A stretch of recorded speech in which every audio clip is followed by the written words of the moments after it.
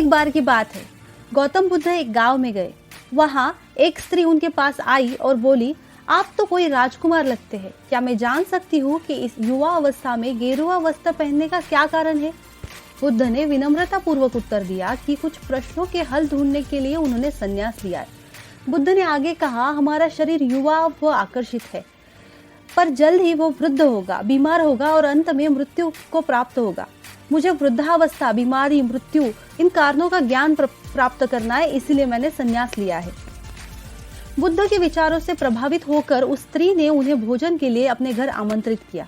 शीघ्र ही ये बात पूरे गांव में फैल गई। गांववासी बुद्ध के पास आए और उन्होंने आग्रह किया कि वो उस स्त्री के घर भोजन करने ना जाए क्योंकि वो चरित्रहीन है।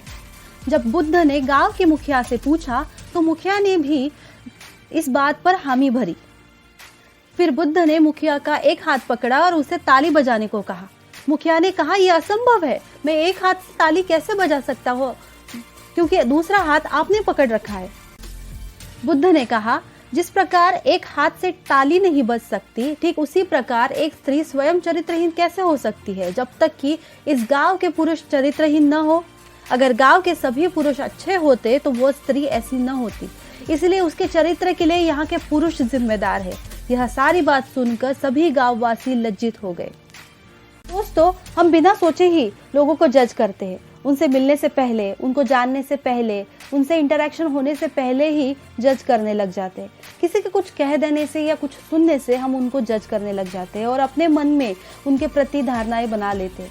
पर वो सिर्फ हमारे पास्ट एक्सपीरियंसेस और सिचुएशंस पर निर्भर करती है कि हम क्या सोचते हैं उनके बारे में, और कभी कभी शायद हमारी गलत सोच पर भी।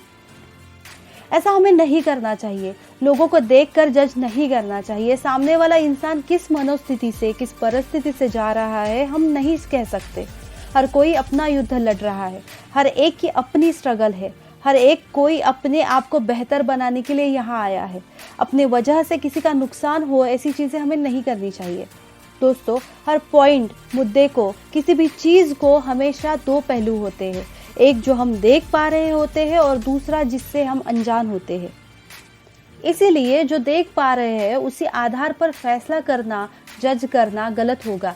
सारी बातों का पता होना, तब हम लॉजिकली किसी नतीजे पर पहुंच सकते हैं। धन्यवाद।